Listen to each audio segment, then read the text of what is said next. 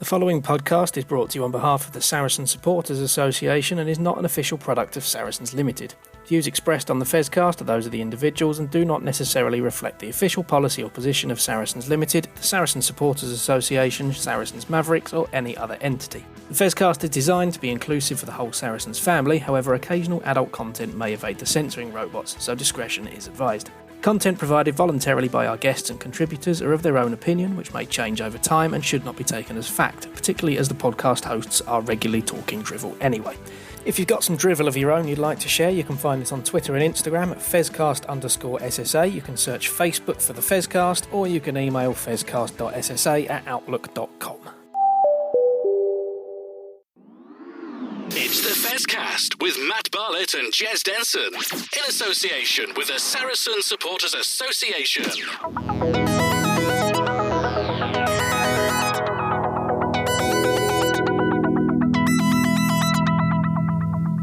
Hello, everybody, and welcome to another edition of the Fezcast. What's this, season 2, episode 12, isn't it? Yep, Dirty Dozen now. The Dirty Dozen. Well, hello, Matt. How you doing, mate? All right. Yeah, I'm good. I'm still a little bit chilly after today's match. Hanging around in the south stand. It's probably the best place to be, actually, with the wind and the rain. But yeah. Yeah, well, that was. I mean, I watched it from the comfort of my sofa. Well, I say the comfort of my sofa. I've done a half marathon on the treadmill this morning, so I had my foot up because my foot's a bit sore and my shoulder's a bit sore. But a good performance. But we'll talk about that one a bit later. We're going to have to go back a week, I think. So let's just say what we're going coming up on the show tonight or today. We're going to have a chat about the Saracens' performances on the rugby field, and then we've got another Saracens Maverick coming in. This time, our South African superstar, Ine-Mari Venter, who's going to talk about the start to the Maverick season, which has been pretty spectacular as well.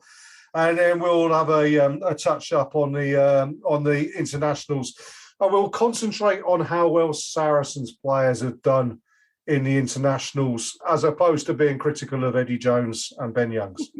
Although I might get something in there about them, but hey. I'll put the kettle on for that bit. Hey, look, let's talk about good stuff though, and it has been pretty good on the rugby field, I think. Shall we start with Saracens women, who, got a great result against Quins, reversed the earlier result and last year's final. It was beginning to look like Quins maybe having a bit of the hoodoo on Saracens women, but yeah, they came back and put in a really top showing, didn't they? Absolutely, yeah. And like you say, we'd already lost to them once this season. We lost to them in the final. And we know how much a Sarries against Quins game means to everyone. So it was definitely good to get another one over them eventually. Even better to do it at their place as well. And I think Marley Packer is a top class rugby player. I think we talk about the differences between men's and women's rugby quite a lot, and it is two very different ball games. But she is someone that I think could quite easily hold her own in. So I mean, not Premiership, not Premier level, but I think if you put her into a team 2 or 3 divisions down, I mean, she, as you say, she is a rugby player. It's not men's, it's not women's. It's just she's got all the skills that you require from a rugby player. Yeah, outstanding work. The complete grub at the rucks. Turnovers are plenty. She's honestly in just the best form I think she's been in, and she's a top class player and has been for a long time. So it's fantastic. But the team performance as a whole was very, very good. We're flying high at the top of the table there, and the girls are on a bit of a break at the minute, and well deserved. Yeah, absolutely. Well, all power to them. Hopefully the break does them good. It gives them a chance to recharge batteries. The fear always is that, when you're in really good form, breaks always come at the wrong time. When you actually want to step up and to continue that good form, you suddenly put a kibosh on it. But I think this group of players, their heads in the right place, their mentality is correct, their commitment is correct, and I don't see this being a problem. So it'll just be a case of have a couple of weeks off, get those knocks fixed. Yeah. And there's another little stretch of games, and then there's a sort of mini break for the Women's Six Nations as well. So the back end of the season is a little bit stop-start anyway, and we'll lose a handful of our really key players to that. So the fact that we're in such a strong position now with a few games to go, and we might lose players to a break, it does look pretty good. Right, yeah, absolutely. Well, good luck to them, and I hope they enjoy their time off. Need to talk though about the men's games. Have been 2 good weeks, really. I mean, we'll talk about the Quins game today, but we'll go back to the Bath game. The first thing I'm going to point out is I only watched this on the highlights for a variety of reasons, and it was slightly disappointing because they edited out the first 35 minutes and nothing happened in it. And I mean, Topsy Ojo and Dave Flatman, who are both excellent on the Premiership highlights program. I mean, we've always talked about how good David Flatman is, but Topsy Ojo is excellent as well, and again was really good today on comms on BT Sport. But yeah, they turned around and said nothing much happened in the first 35 minutes, which I suppose in relation to the scoreboard, not a lot did happen. Went through, showed the performance, and then came back and played out possibly the most integral moment of the game when Nathan Hughes has got a head of steam up and met Billy Vunipola, the old case of the immovable object meeting the irresistible force. That was what turned that game around. And, Billy is in seriously, seriously good form. And again today, some of his pickups, his goes, particularly when we're in under a bit of pressure, he just stood up and was counted. 2 games now. Yeah, I mean, to be honest, both the Bath and the Quins game were played in a very strong south to north wind. Today with added rain, but it was very strong winds for the Bath game as well. And like I said, sitting in the south stand, we didn't actually notice it in the first half where we were sitting, being where we were. And we're wondering why our performance seemed to be a little bit off. It was only when we went for a half-time piddle and a pint, we realised just how strong the wind was that we were playing into for that first half. So it's saying nothing much happened for the first half an hour. It did, but it was us fighting against the wind, not really against Bath, actually, just against Ben Spencer. But we held our own for that first half. We did. Again, Bath and Quins games, we left points out there that we really should have taken some opportunities.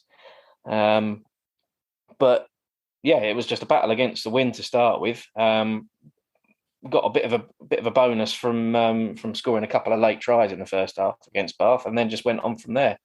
And it was a pretty easy victory, to be honest. If it was played in fair weather, I think we'd have scored a hell of a lot more. I think it was a bit of a bump down to earth for Bath as well, and they'd had a couple of decent results, hadn't they? And then came to us, and the old song is "Can we play you every week?" Isn't it almost? And Bath is a team, what's that? 110 points against, not a lot against, and enjoy playing against them. Quins today, however, was always going to be a different kettle of fish, as it were. But like the Bath game, you mentioned Ben Spencer in the Bath game. Today, Danny Kerr kept Quins in the game and kept Saracens honest today. He had a really good game, I thought, Danny Kerr. Yeah. As much as that sticks in the throat to say that. But, he had a really good game, I think, for them as well. I quite like the look of our new signing, Tizard. He had the one with the kick that Ivan Van Sil put up that he caught over his going backwards and then set up the very, very good. And the other player I thought was exceptionally good for when he came on was Louis Liner as well. Who, Jesus, he's got some gas to burn, hasn't he? Oh, absolutely, yeah. I think that's another game where we probably should have scored more points than we did. I think both the Bath game and the Quins game, Manu Vunipola at fly half, you can see he's got a lot of talent. There's just something's not quite clicking at the minute. There's a little bit of indecision, I think. And there was I think the more thing with him, and it was highlighted when he missed 2 kicks at touch for penalties, and he almost got a little bit too greedy. And I think it was mentioned on comms on the game that when you've got a win behind you, so it was second half, you had 2 pots at the penalties, and he just put too much into it. Now, I can forgive a player doing it once, but you need to learn from that, and you need to not make the same mistake a second time. So it's pretty unforgivable. And I'm sure that the coaching people will pick up on that and say, look, this you need to make sure, and going forward he will do, I'm sure. But yeah, to be honest, he's made a little bit of a habit in past games. It is something that I've noticed, but hopefully, it is something that comes good because he clearly has a lot of talent. And I was talking to my dad about it during the game, and we're sort of saying he's making all the right decisions, but he's making them a second too late. It's just that little bit of extra. I mean, almost just confidence in his own ability. Really, he just sort of is a little bit indecisive about making that final pass or whatever. But it's an interesting point you make, and it's something I'll pick up on when we talk about the international games, and in particular with Luke Cowan-Dickey. But the one thing you want from a player is to make a decision. You give them the confidence and you give them the trust that they get the ball in hand. So a very good coach. I did when Luke Cowan-Dickey, and we'll go into a bit more detail at the end of the show, but I made the comment about a very good coach I had when I was playing, Neil Crosney. Excellent coach. Coached Oxford University, coached Oxfordshire County, coached Abingdon, played for Abingdon for years. Absolute nutcase.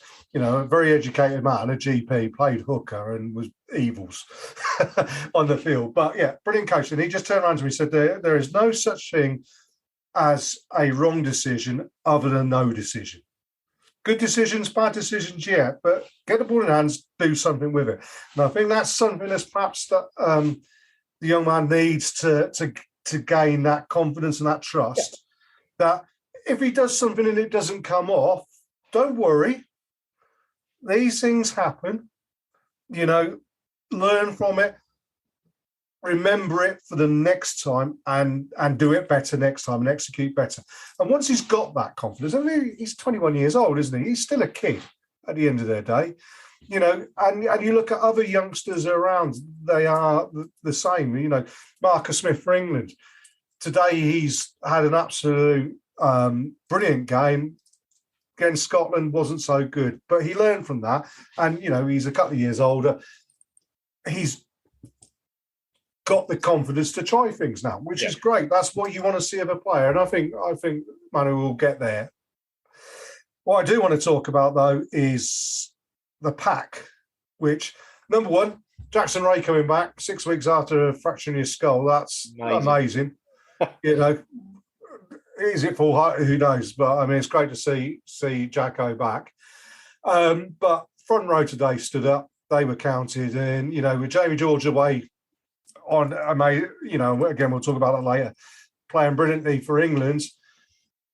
There's Tom has stepped up and really he's got tries today. He's had, I think, it's 5 in 4, is it, or something? He's something like that. Yeah, good try scoring record. His accuracy at the line-out has improved immeasurably. And I think that comes from playing in pressure situations. You can replicate it all you like in training, and I bet he hits 100 out of 100 in training. When you get that pressure situation, that's when it goes slightly right. But he's been bang on there. And our props, Vinny and Mako, superb work. Yeah. No, Mako was a deserving man in the match today. And Vinny also, like you say, was brilliant. Tom Wollstonecroft, I think, if we had an absolutely full strength team and Jamie George was in the form of his life playing hooker, I wouldn't be surprised to see Tom Wollstonecroft come on at number 8 instead. He's been so good in the loose lately. I wouldn't be against that, although it probably means Billy Vunipola's coming off, which isn't such a good thing. But like you said, it was certainly a day for the forwards. And another forward I want to mention as well is, and he's rapidly becoming my favourite player, is Big Theo. Oh, yeah. And I'm looking at it, and the try he scored against Bath, which it reminded me when you watch under 11s rugby and you get a kid who was like Billy Villapolo when he was 11 years old, and he's just bouncing people off, whoa, bang, bang, bang, whatever. Theo McFarlane there, I think that if Billy was ever to move on, or at some point in the future, if Billy was injured, he's got the making of an exceptionally good number 8. His ball handling skills are amazing. His strength is brilliant. He just needs to develop, as all good number 8s have. Myself, Billy Vunipola, Alex Dombrandt. Here we go again. But have that ability to make decisions and do the right thing at the right time and be the most important player on the field, because that's what we are. But yeah, I think he's got that potential to move into that number 8 position at some place in the future. Fair enough. I mean, I must admit, I'm very happy with his work in the line out as well. So I think 6 is probably his best position at the minute. Obviously, he's been playing a lot of second row because he's needed to, but I think he's a very good number 6. And I mean, if you've got Itoje, Ezekiel, McFarlane, 4, 5, 6, pick your man. Hunter Hill to come on as well. Yeah. We're talking about next season with probably no Tim Swinson. There's still a lot of options there. And yeah, Billy, Jackson Ray, Benno, Andy Christie. I mean, looks pretty good, doesn't it? It's phenomenally good. As we did say a couple of Fezcasts ago, we were talking about players moving on, and we feel sorry for Sean Raffel that it didn't quite work out for him, but you can see why he has to move on given the players that are around. And it is a fearsome pack, and I think this season, perhaps reverting a little bit to 10 years ago when we had a big strong pack, played a little bit up our jumpers, albeit with a bit of flair outside. I thought Don Morris today, other than a couple of moments where perhaps a better decision could have been made, but his running is just outstanding. He's got some gas, hasn't he? Yeah, we sort of butchered a try attempt at 1 or 2 times. There was a lot of times we came close to scoring a try, having a ball kicked through and Alex Lewington not quite get in there for the finish. The HMS Sean Maitland didn't quite have the legs to get there anymore. But no, it was I thought it was quite an interesting game, really, because I was looking at it, especially for the last half an hour. He looked to be getting on the wrong side of the referee, and there were a few decisions that, just because of where I was standing for a bit for the second half, I could see that Luke Pearce unfortunately did make a couple of, not mistakes, but he missed a couple of big decisions, both for and against us. Luke Pearce is a funny one, isn't he? In so much as I think Luke Pearce is probably the potential to be the best referee around. With Wayne Barnes, Nigel Owen's now retired. Wayne Barnes has come towards the end of his career. You look at a lot of the referees in the Six Nations, and there's quite a lot of young guys. Not say young guys, but the Angus Gardners or whatever. Luke Pearce should be really refereeing France, Ireland, I think, and isn't. Is he going to go away and referee New Zealand, Australia, whatever? You would hope perhaps he would do. I don't know whether he's slipped down a couple of notches. He'll come back. I did tweet in the game when Don Morris got done for going off his feet and taking the guy out at the ruck. It's amazing what laws Luke Pearce remembers when he's refereeing Saracens. But then he did exactly the same when Quins did the same. So you can't argue that. He's picked it up both ways. So I mean, it's a funny old game. It's one of those where both sets of fans think the referee's in the other team's pocket. It was just one of those. Well, I think he was consistent, which is the main thing, and he was clear and concise in his instructions to the team. I think, Quins are going to have a bit of a whinge because their front rows surrendered. There was a nice bit of boiling piss on Twitter from the actual official Harlequins account, getting all shirty themselves. And do you know what?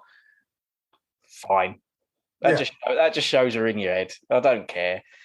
There's a lot of unhappy fans, and I wouldn't normally do this, but good. Yeah, absolutely. Yeah, I think that's fair dues. Look, I think we've done that all to death. We've got our interview coming up now with Ine-Mari Venter of Saracens Mavericks, who's going to talk us through an excellent start of the season for them. Which will come up, and then we'll do our chat a little bit about the internationals. But before then, word from one of our sponsors. You're listening to the Fezcast.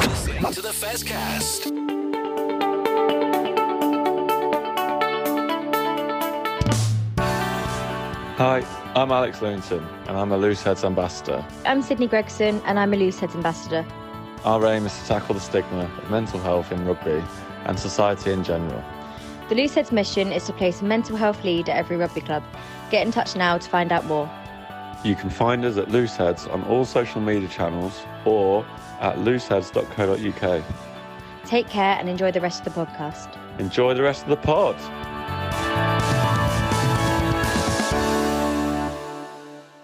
This is the Fezcast.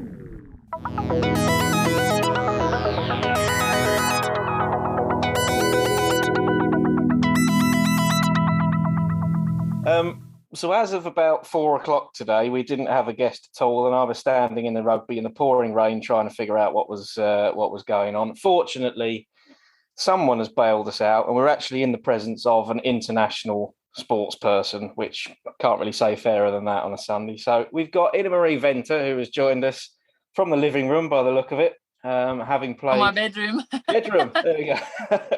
Having played 3 games for Saracens Mavericks so far this season, and we're delighted to say it's 3 out of 3, and it's all going swimmingly well. So, thank you very much for joining us.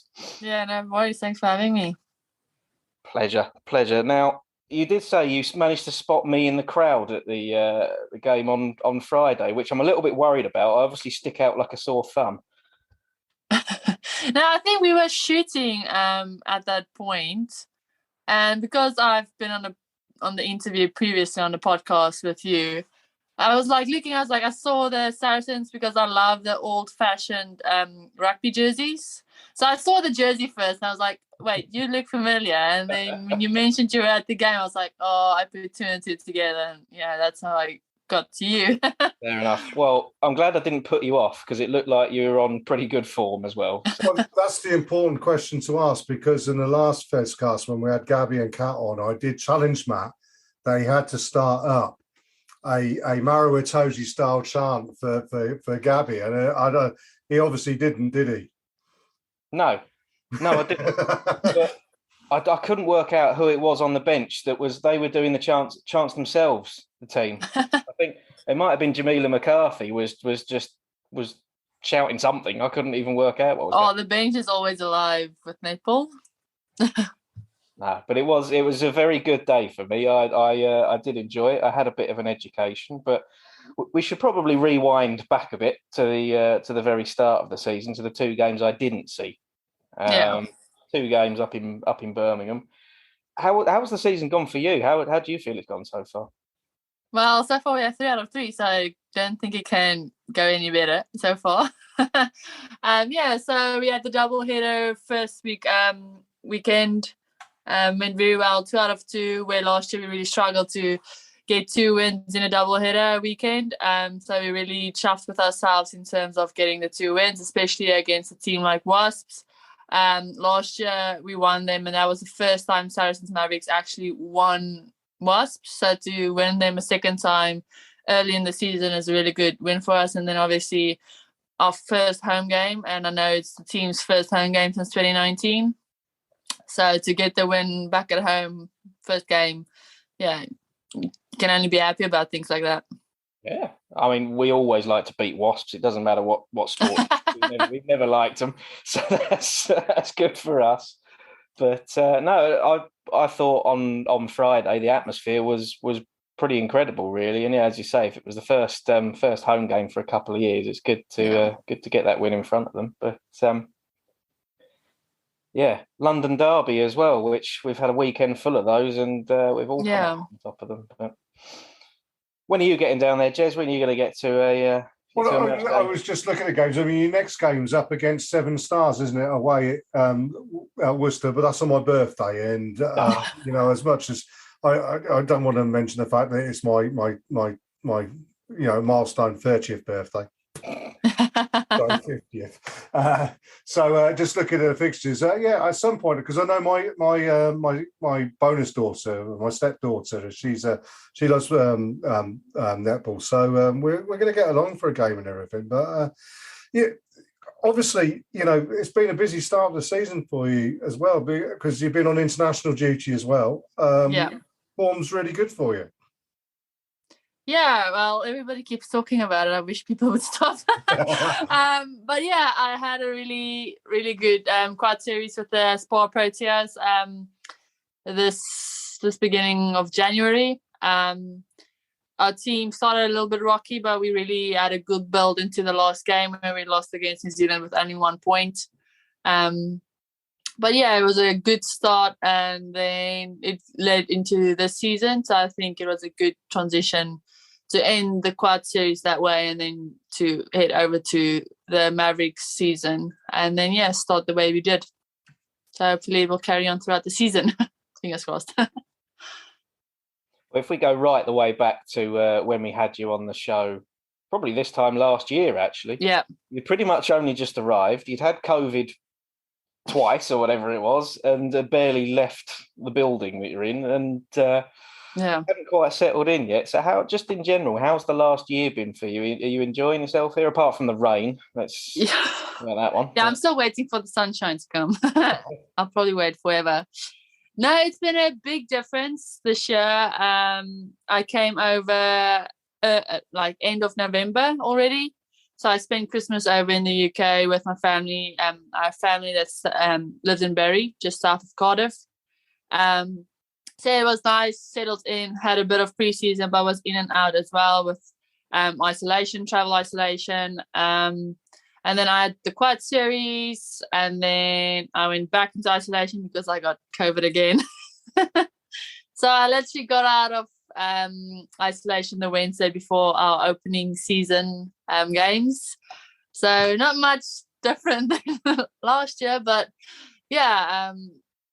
I settled in a bit more, and it's the first year that I returned to the same team for a second season. Previously, I played with Melbourne Vixens over in Australia, and then the next year with Brisbane Firebirds or Queensland Firebirds. So this is the first season where I actually do a second season with the team. So I can already feel the difference between the connections with the players because our team didn't change much. So I settled in a bit quicker this year around than last year around. So really enjoying it this time around, yeah. It's positive news. But let's talk about Friday.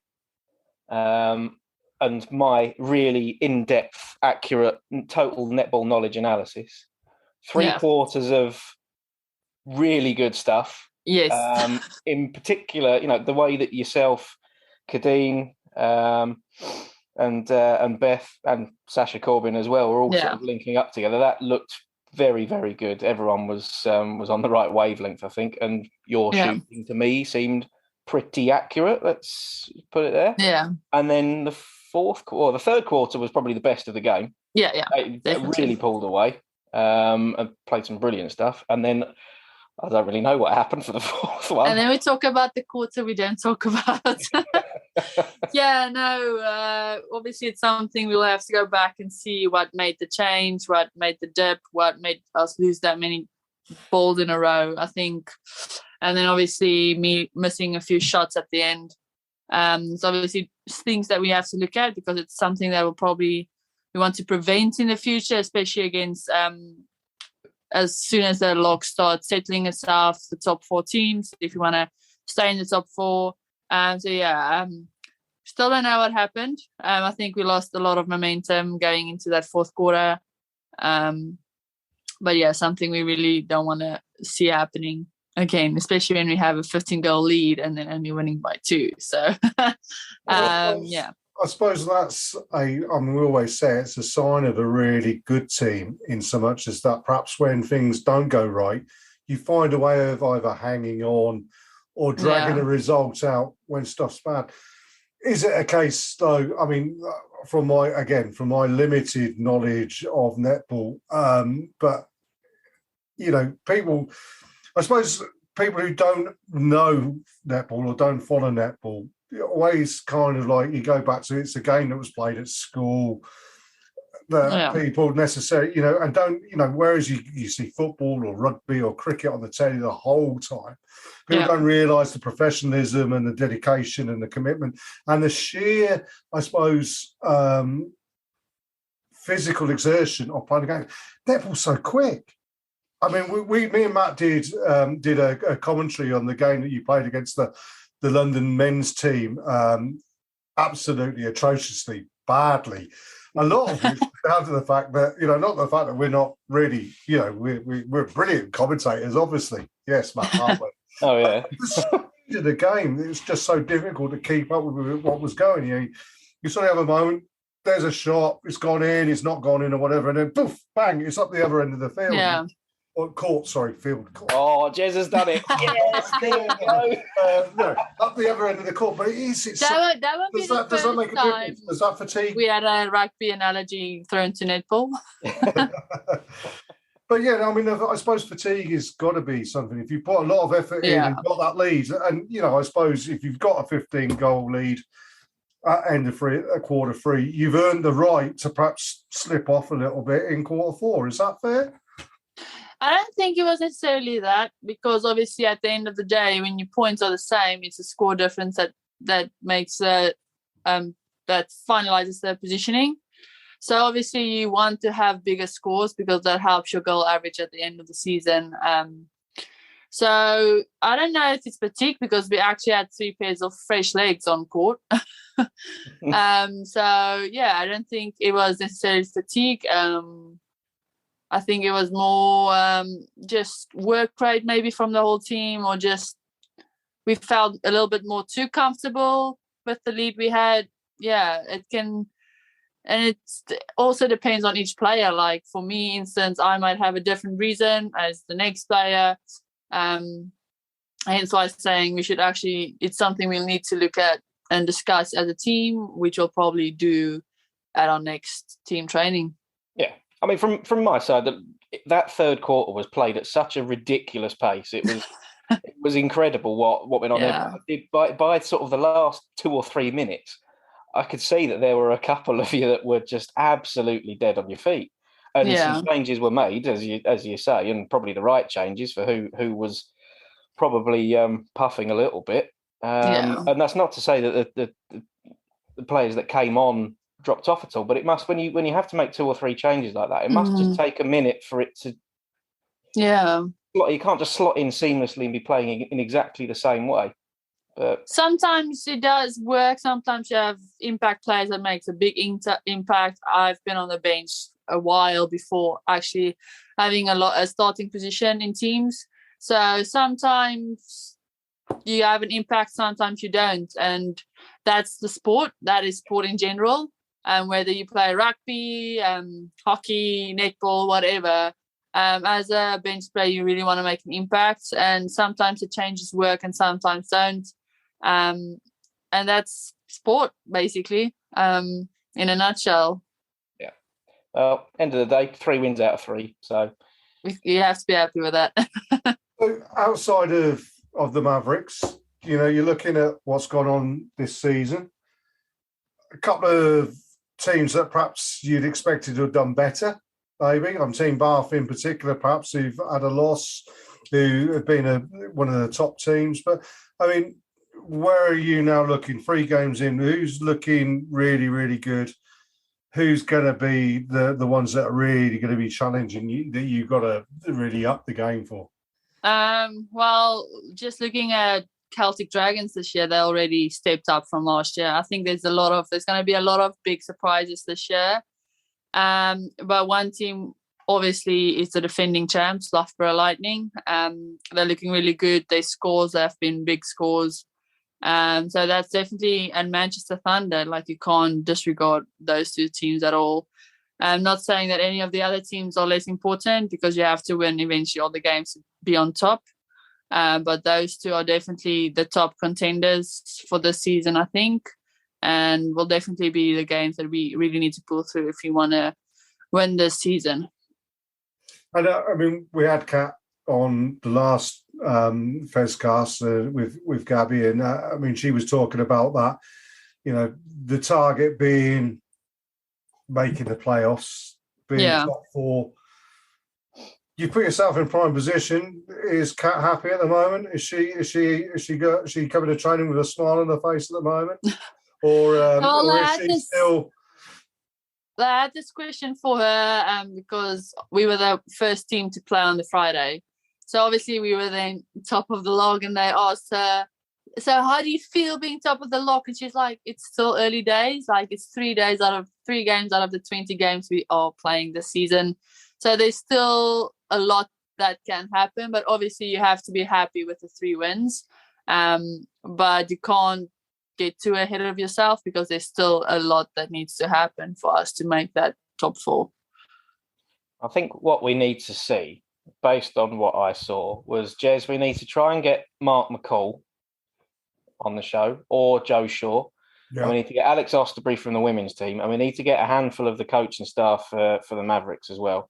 And I can't remember, I couldn't tell you who it was, but the decibel level from that bench, the volume of some of the shouting going on, it definitely gives our rugby coaches a run for their money, and they're loud. So to say that everyone was happy, I think is probably overdoing it a little bit.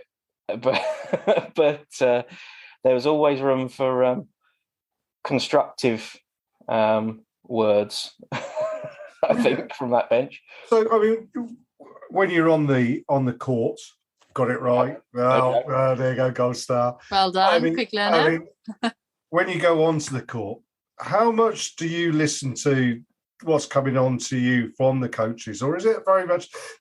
I say this because when I played, I never listened to coaches.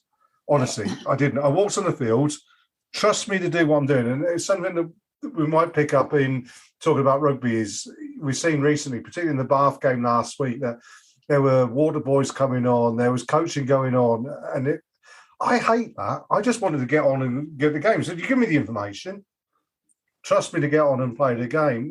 You know, we're talking about vocal. Is it just that someone will come on and give you a pertinent point that needs to be, or are you getting quite a lot of, you know, information given to you throughout the game? And what do you prefer as a player? Well, I'm very in tune with what's going on the bench, because you do your analysis before a game. You try to see the setups, the team that you're coming up against or putting out there against other teams. But obviously, they will always look at you as well as a team and might change their setups, might change the players they put on court. And obviously, you would have a plan going on court. But as soon as you step on court, they might change. And then you need to adapt. And sometimes we as players, we see the adaptation too slow, or you would try what you did in training, but it doesn't work and it needs to be changed immediately. You can't wait till a quarter has been done before you want to change something. So I'm always, because I'm a shooter, I'm not on the running the whole time. As soon as my shot's done and the centre pass goes to the other team, I'm more aware of what's going on the bench. So, there's definitely a lot of instruction coming from the bench, especially when something needs to change immediately. You can't wait a quarter, 2 quarters for things to change. Obviously, as a team, we're also keeping in constant communication on court, what's working, what's not working. But some players sometimes just zone out. They are on court and they're in that 4 lines and they struggle to get their attention, the coaches. But as personally, I'm very in tune with what's going on the bench, instruction. Sometimes they will give me an instruction to give to somebody else. So, and I think having a smaller field or court is much easier to get that information across than yelling something across a rugby field. Doesn't mean they're any quieter, though. No. Well, I suppose, I mean, I have to say, from this point on, really, it's been a brilliant start of the season.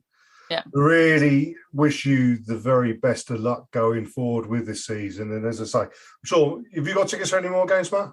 I haven't. I am looking at it, but at the minute I'm working weekends as well. So the fact that it was on a Friday night was good. I could get to that. But And the other thing as well is that, and I mean, I'm throwing out here because Matt hasn't taken the opportunity.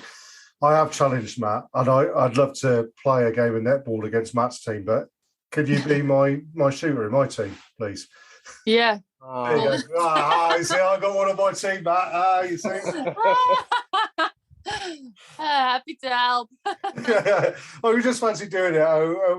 Maybe we'll figure something towards it when the season's finished about getting together and doing something. Maybe doing it for charity or something. And if you'll be on my team, then I'm happy with that. But thank you ever so much for joining us on the Fezcast. Yeah, thanks for having me. Brilliant for having the start of the season. Long may it continue. Want to see you guys in the final, and at some point in the future. Obviously, we'll get you back on the Fezcast to talk more netball because it's been fantastic. Awesome. Matt's not talking to you now because you agreed to do my team. Yeah, you're not on my team. No, thank you very much for joining. Well, that was the first invite, so... I just assumed that you would be on my team. Oh, you never assume things, not when it comes to this. Well, I'm going to have to put a phone call into the entire Mavericks team now, aren't I? Thing is that I've got an advantage over Jez because I've actually got Kat's number now. Oh yeah. When I need a last minute guest, I know where to go. So if I need to put a team together, there we are.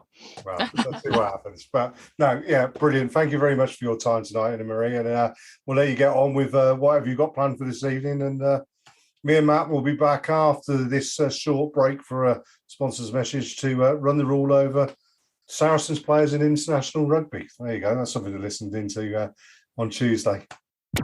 You're listening to the Fezcast.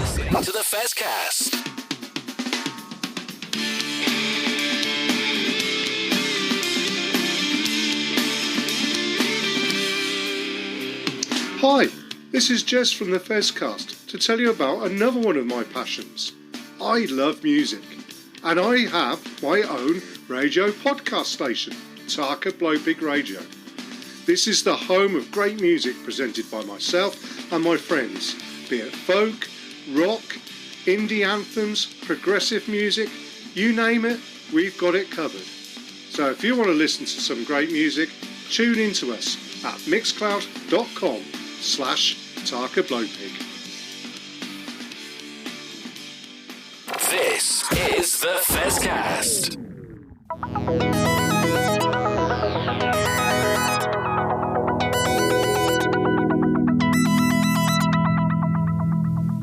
Well, that's a brilliant chat there with Ine-Mari from the Saracens Mavericks netball team. And actually off air, we did do a double check on how to pronounce Vincent Koch. No, Koch. There you go, Flem. But because Benjamin Kaiser on commentary today was describing his name as, or pronouncing his name as Vincent Koch. And, I bow down to Benjamin Kaiser because he is South African born, but I think potentially he's got a bit of French in there somewhere. But yeah, Ine-Mari, definitely is Vincent Koch. Koch. Yeah. So anyway, we're having short Afrikaans lessons as we go along. Aren't we? It sounds like the digs that they're all staying in. A few of them, it's a nice multicultural mix as well, where she's got absolutely who's come over from the women's team who's staying there with them, and a few of the netball players, a few of the rugby players. They're all there together, so they're all learning each other's little quirks and foibles and whatever. Anyway, but.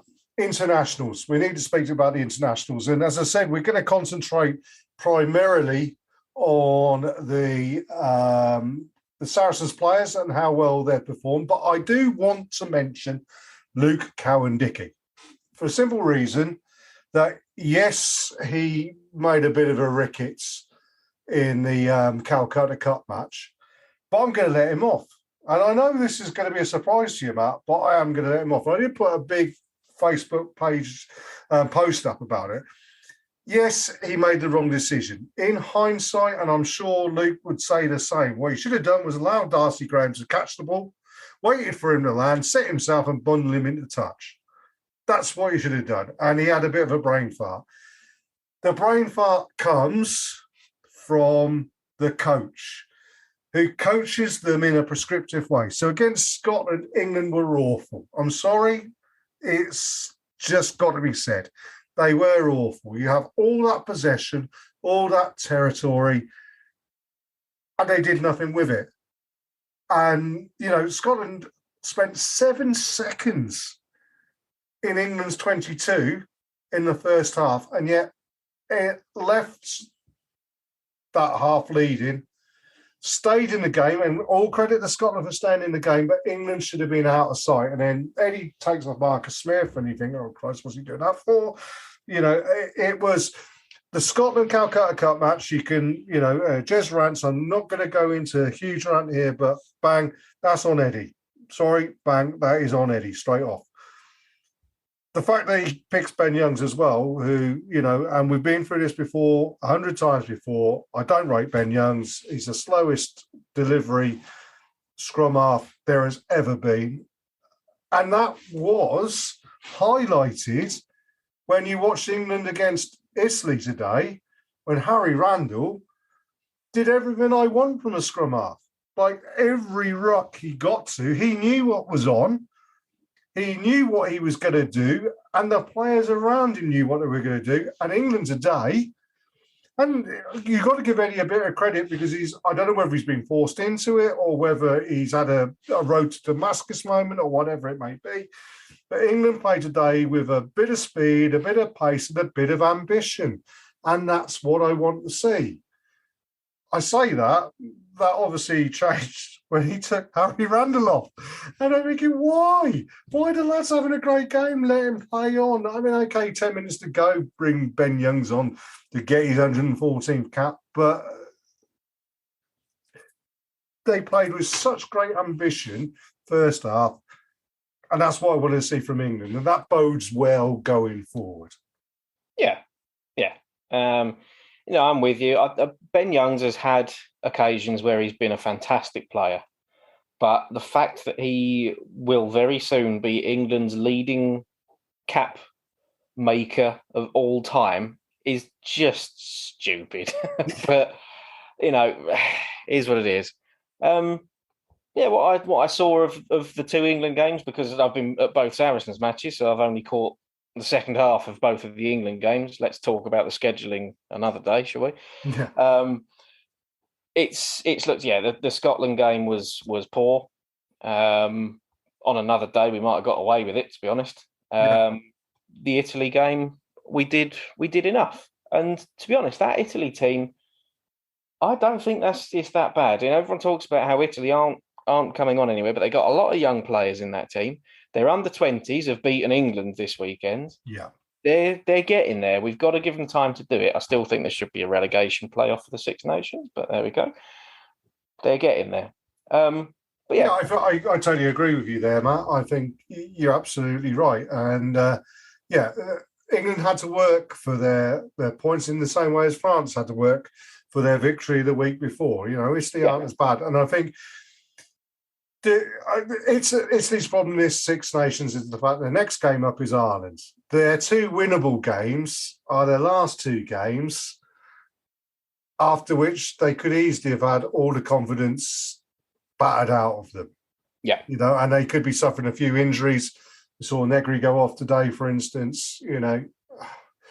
That's the problem. The scheduling for Italy this season hasn't worked. But if Scotland play as badly as they did against Wales, then Italy could give them a real tough go.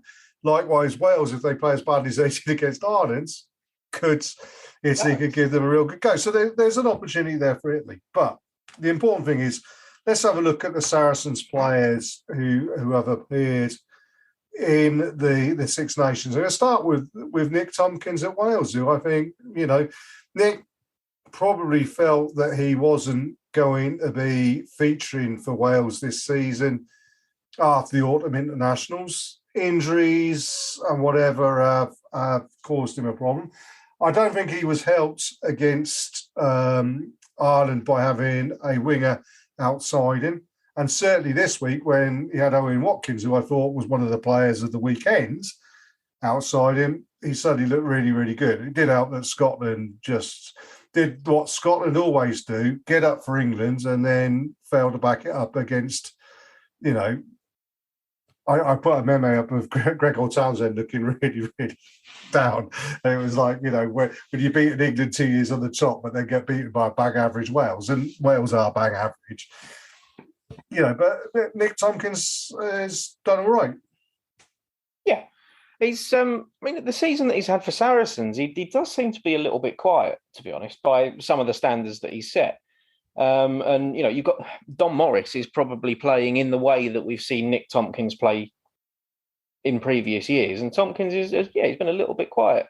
I think he's played a fair bit of his rugby for us at 13, and he's kind of struggling to get the ball a little bit there just because of the way rugby's being played at the moment. We're seeing a lot of outside centres across rugby are just a bit anonymous, and even worse at, you know, at either 11 or 14 sometimes, they get the ball even less. It's just how rugby's being played.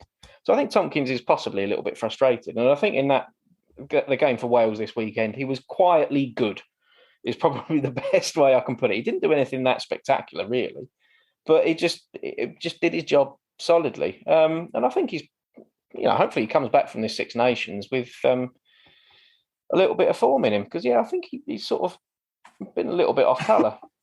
But absolutely, and good luck to him.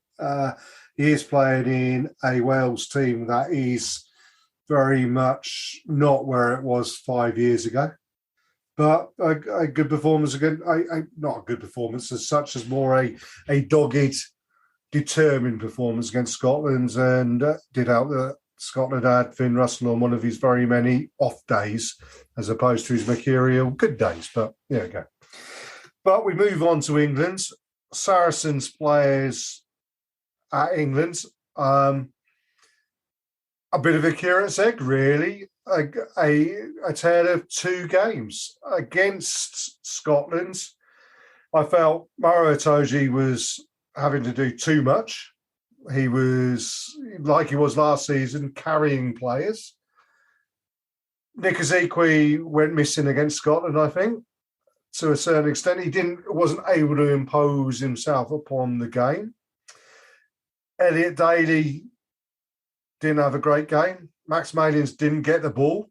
You know, that's the Scotland game. They're against Italy. And yeah, okay, you've got to take into account the opposition. But Italy aren't as bad as all of that, as we've already discussed. Maro today was somewhere near his best. He was disruptive. He was all over the pitch. He was getting turnovers. Yes, he got penalised a couple of times, but that's Maro's game. I thought Max Malins had a pretty fine performance. Elliot Daly did nothing wrong when he came on for Jack Nolan. I do feel sorry for Jack Nolan, who was looking really, really good until he got the head injury. But the player who impressed me, I'm sorry, I mentioned Nick Ezekwe as well, who I thought really did step up today, did a really, really good job. But Jamie George, on Facebook, I give my marks out of 10 for all the games, for all the players. Jamie George, for the first time in a long time in a Six Nations game, got a 10 out of 10. I don't know what he did wrong today. He did nothing wrong today. No. He was accurate at line out. He led the front row, who destroyed the Italian front row first half.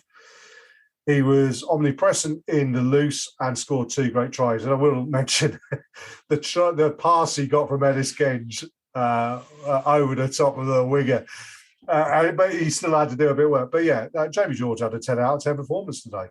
Yeah, I did. I just about managed to catch that the try from the Ellis Genge pass. I mean, it's not something you really expect to see, is it? Out on the wing there, number one passing to number two and scoring in the corner. And you know, we had a very similar little moment in the Quins game today. I think ball coming across the line, and we're thinking, oh great, it should have been Rotimi Shegan on the wing, and Ivan Van Zyl was drifted across with the ball and looked up and seen it's actually Vincent Koch on the wing, and has gone, oh, I don't want to make the pass, and has just been crashed into when we've lost the ball. So it was a bit of a strange, but yeah.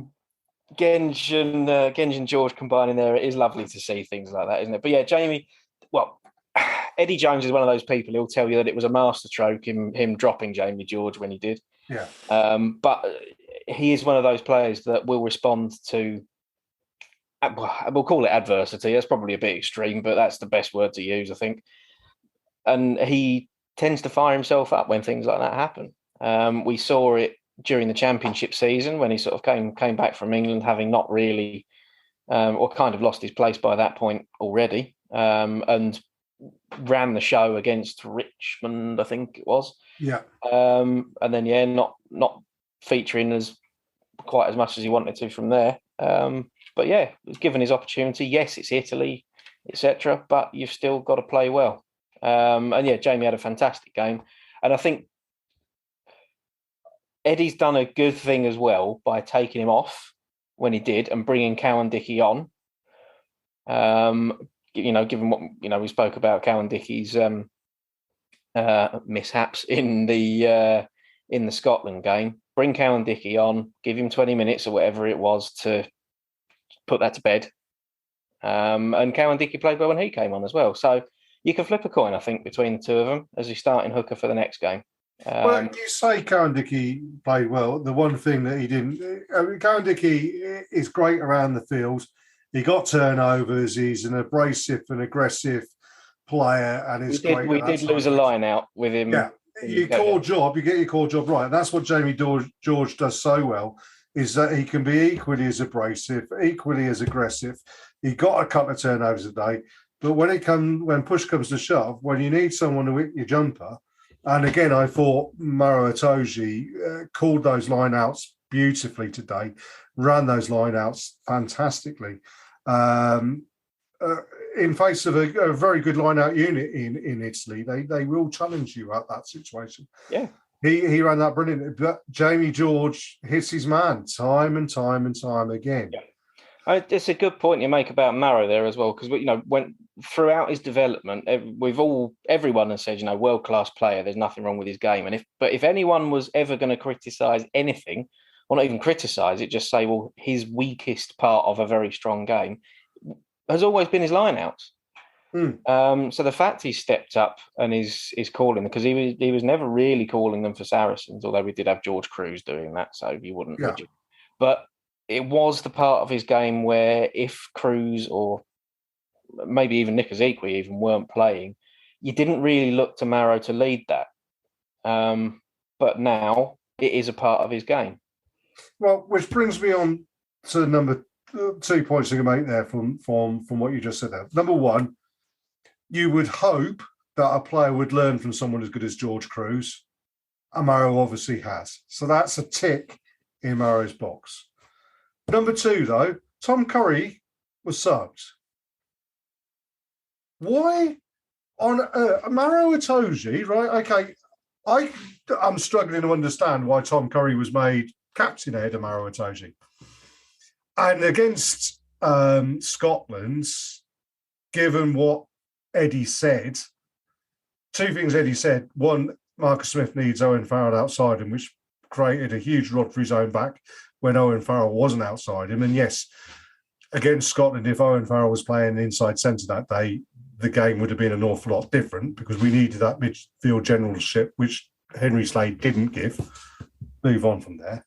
But number two, what has Eddie Jones got against Maro Itoje as being captaincy material? Because for me, and an awful lot of pundits and commentators and people who know, they believe Maro Itoje should be England captain.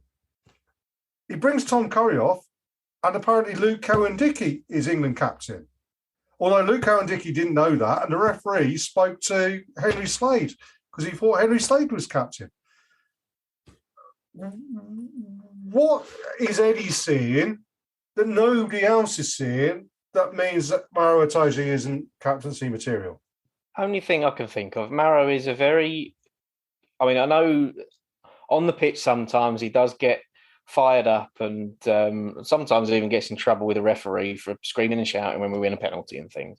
But as a character, he is quite calm, considered, maybe a little bit introverted as well. And I'm not sure that he's not a vocal player, certainly in the changing rooms. So it depends what you want from your captain. He is a talisman. He is a leader. But if you want someone that is going to be the loudest person on the pitch to be your captain, then it probably isn't Maro. But I do agree with you. Well, I'm going to disagree with you on 2 points there. One, if you've seen the film of Maro Itoje giving a talk against the Scotland match, and he's given that speech, he's an incredibly intelligent man. Yeah. No two ways about it. He's quite thoughtful. And okay, he's not perhaps the Martin Johnson, blood and guts, cry havoc and let rip the dogs of war kind of captain. But when he says something, it's well thought of, it's well thought about, and it is the right thing to say at the right time. So that's number one. Number two, the reason that Eddie Jones said he was giving the captaincy to Tom Curry was that Tom Curry leads on the field by action, not words.